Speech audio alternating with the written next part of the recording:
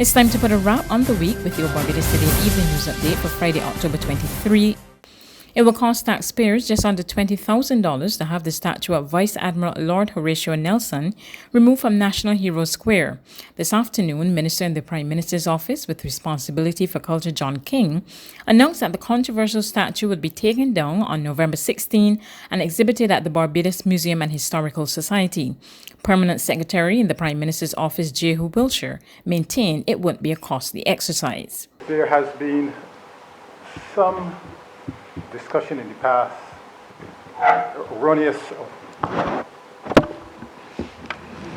erroneous facts surrounding the cost of the relocation of the statue.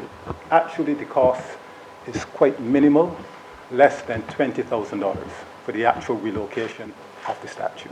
King disclosed that the empty spot would be used by artists and sculptors to display their work until a permanent replacement was found. He stressed the time has come for Lord Nelson's statue to be relocated. This is the time of which I believe that the statue needs to come down, and we need to put this particular issue to rest. You know, we can't go on from one generation to the next with this being outstanding. And I think it's time to close the book on this particular chapter and begin that new story. And that new story is going to be about what happens next. What are the pieces that you're going to see from our artistic community in the future? What do they represent? What does it say about us as a people? And I think that is where we need to begin to go. So to answer you, this is the time. Like we mentioned earlier, there's a specific day for tolerance that is recognized around the world, and I think you couldn't want a more perfect time than to do that, especially in today's world, where, as Ambassador Commissaire mentioned earlier, there is so much contention, so much violence, so much all of these negative things happening in the world. This is the perfect time for us to be that beacon, for us to be that light that the rest of the world needs at this particular point in time.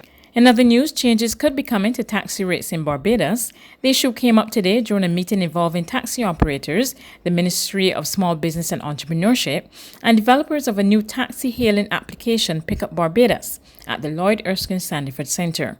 Minister Kerry Simmons says it's worrying that taxi operators are using a model which dates back as far as the 1960s, and he believes it's time to talk.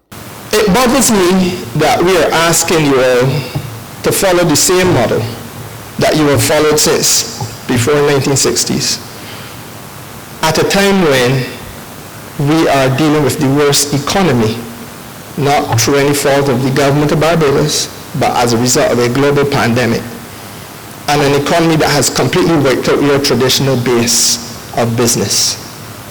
At a time when Barbadians all understand the need to pitch in together and try to help keep one another afloat. Communities are helping communities all around, and Barbadians are helping Barbadians. So we had to find a way of making sure that we create an opportunity that will allow us to harness the skill sets of the taxi operators in Barbados, and at the same time try to salvage some economic opportunities for you all as a grouping. The Pick Up Barbados app is a free app developed by brothers David and James Hamelsmith. By signing on to the app, users are able to locate a taxi in the area and hail it and see the estimated cost of the trip.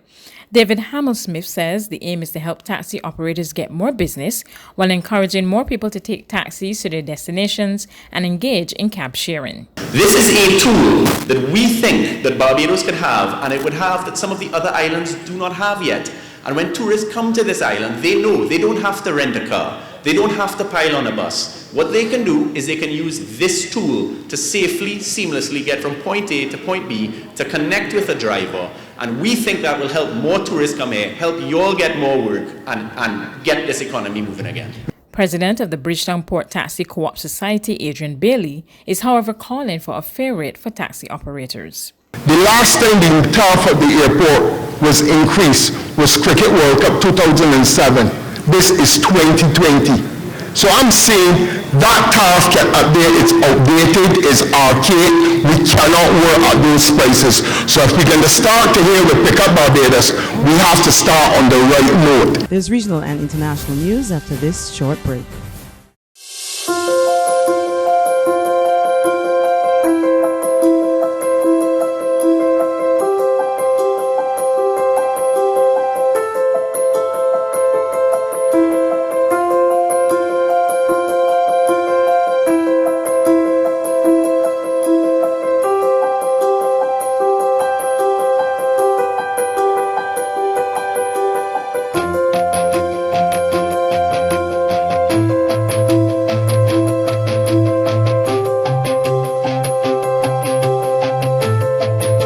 Barbados Today, news you can trust. To regional news, the Trinidad and Tobago Police Service has ramped up its monitoring of people who have tested positive for COVID-19 and who are breaching their home quarantine order. The acting commissioner says officers have started flagging persons suspected of breaching their quarantine orders. This as the TTPS initiated a pilot project to be used as a guide to determine the scale of operations needed to fully implement the system. Acting Commissioner Jacob tells the public the special police teams will wear full personal protective equipment when they effect arrests of offenders. Otherwise, he says, visits to verify compliance with quarantine continue to be performed by officers who wear masks and gloves while maintaining a safe distance. The special teams may be accompanied by health officials if fresh orders need to be issued in certain cases. Citizens are advised that police officers can enter premises without a warrant to enforce compliance with the Quarantine Act. Breaching the quarantine law carries a fine of $6,000 or 6 months in prison. Acting Commissioner Jacob says, however, to date, all those who tested positive for the COVID-19 virus and were flagged and visited by the special teams have been found at their quarantine location. On the international front, gangs armed with knives and sticks blocked major roads in Lagos on Friday, with many on the streets angered by a speech in which the president called for calm but failed to condemn the killing of protesters demanding an end to police brutality in Nigeria. More in this report from Reuters Television. Armed gangs stopped cars on a main road leading into Lagos on Friday, a day after Nigerian President Buhari called for demonstrations against police brutality to end. A highway leading to the international airport was obstructed by blockades manned by groups of young men who demanded cash from motorists. A Reuters witness said that buses whose drivers refused to pay were destroyed. To the east of the city in Lekki, armed men chased away police and several police stations were burned to the ground. Violence in Africa's biggest city has escalated since Tuesday night, when a curfew was announced. It's the worst street violence since Nigeria's return to civilian rule in 1999 and a serious political crisis for President Buhari. Rights group Amnesty International said soldiers and police killed at least 12 protesters in Lekki and Alausa on Tuesday. Everyone sit down, sit down, sit down! The army has denied soldiers were at the site of the shooting, where people had gathered in defiance of the curfew. Can just continue. In a national address on Thursday, Buhari himself also urged youths to stop the street protests and, quote, engage constructively. It was his first public address since the shootings began.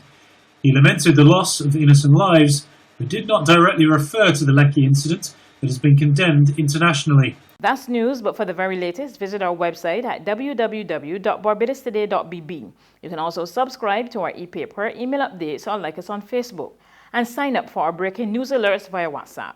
We're also on Izumi Media and bus terminals, as well as screenplay at supermarkets and gas stations near you.